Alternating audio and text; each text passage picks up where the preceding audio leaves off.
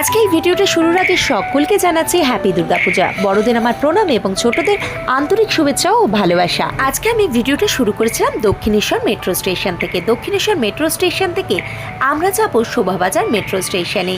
উত্তর কলকাতার বিশেষ কয়েকটি পুজো প্যান্ডেল ঘুরে দেখব এবং তোমাদেরও দেখাবো। ওয়েট বন্ধুরা, ভিডিওটা শুরু করব তার আগে আমার ইন্ট্রোডাকশনটা দিয়ে দিই। হাই বন্ধুরা, welcome back to my channel travel with Ritang. আমি পিয়ালি। আজকে তোমাদের ঘুরিয়ে দেখাবো উত্তর কলকাতার কয়েকটি বিশেষ পুজো প্যান্ডেল।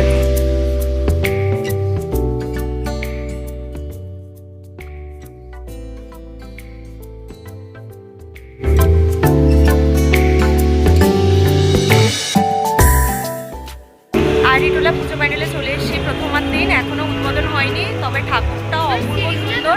থিমের নাম প্রবাহ।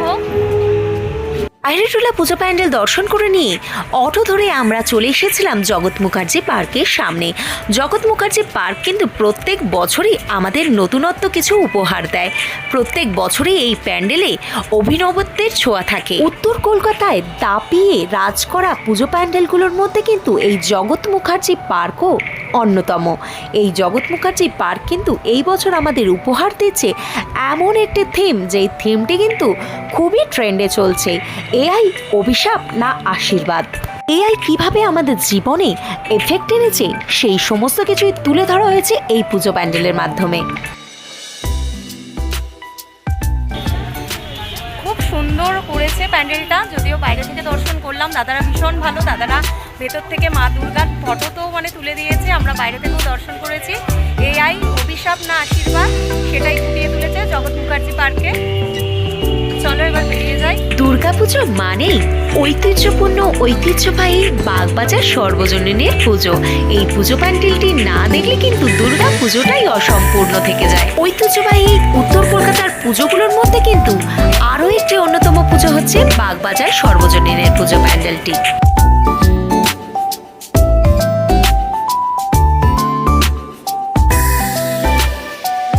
সুন্দরভাবে সাউথের মীনাক্ষী দেবী মন্দিরকে ফুটিয়ে তুলেছে। চলে এসেছি বাগবাজার সর্বজনীনে। পুজো প্যান্ডেলের কাজ এখনো চলছে। প্যান্ডেলের ভাবনায় ফুটে উঠেছে সাউথের মীনাক্ষী মন্দির। প্রতিমা সাজানোর কাজ চলছে এখনো মণ্ডপে।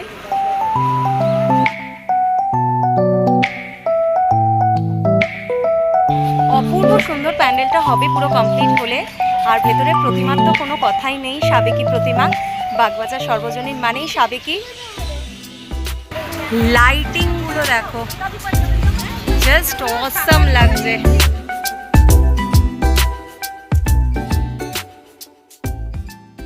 এই হচ্ছে বাগবাজার গঙ্গার ঘাট।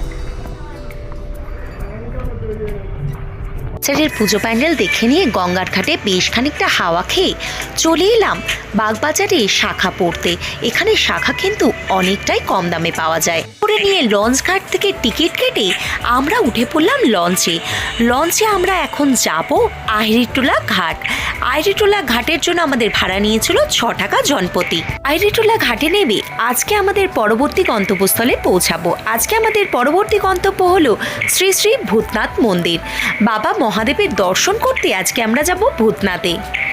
আইরিটোলা জেটিঘাট থেকে মাত্র মিনিট 5 হেঁটে গেলেই বাবা ভূতনাথের মন্দির তোমরা দর্শন করতে পারবে। ভূতনাথ মন্দিরের উল্টো দিকেই আছে সারিবদ্ধভাবে বেশ কয়েকটি দোকান, যেখান থেকে তোমরা বাবার জন্য প্রসাদ এবং ফুলমালা সংগ্রহ করে নিতে পারো। আমরা বাবার মন্দিরের উল্টো দিক থেকেই ডালা সংগ্রহ করে নিয়েছিলাম মাত্র 51 টাকার বিনিময়, যার মধ্যে ছিল ফুল মালা এবং আলাদাভাবে 10 টাকার কর্পূর কিনে নিয়েছিলাম বাবার আরতি করব বলে।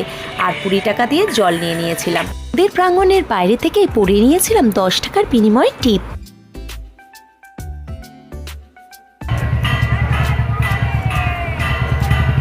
ভূতনাথে এসছি, শ্রী শ্রী ভূতনাথ মন্দির। প্রবেশ করবো ভূতনাথ মন্দিরে। হাতে ডালা নিয়ে নিয়েছি।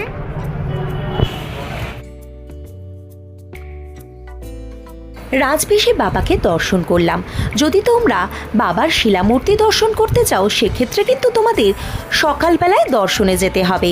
এই মন্দির খোলা থাকে ভোর 5টা থেকে রাত্রি 9টা 45 অবধি। মন্দিরে আমরা যখন পুজো দিতে গেছিলাম সন্ধ্যে 6:30 বাজে। মন্দিরে চলছিল সন্ধ্যা আরতি, তাই জন্য মন্দির থেকে বেরিয়ে আমরাও বাবার আরতি করে নিলাম। ভোর আরতি, ভোগ আরতি, সন্ধ্যা আরতি ছাড়াও রাত্রি 8:30টার সময় এই মন্দিরে ভস্য আরতি হয়। এত গরমে জাস্ট ঘেমে যাচ্ছি। ভূতনাথ থেকে পুজো দিয়ে বেরিয়ে পড়েছি, ঘেমে নিয়ে পুরো স্নান করে গেছি। মন্দির থেকে পুজো দিয়ে বেরিয়ে একটা অটো করে আমরা পৌঁছে গেলাম শোভাবাজারে। শোভাবাজার থেকে মেট্রো ধরে দক্ষিণেশ্বর, দক্ষিণেশ্বর থেকে বাস ধরে ফিরে এলাম বাড়ি। আজকে এই ভিডিওটা এই অবধি, আবার নতুন কোনো ভিডিওর সাথে নতুন ডেস্টিনেশনে দেখা হবে। ততক্ষণের জন্য সবাই ভালো থেকো, সুস্থ থেকো, আর কমেন্টে বলে যাও হর হর মহাদেব।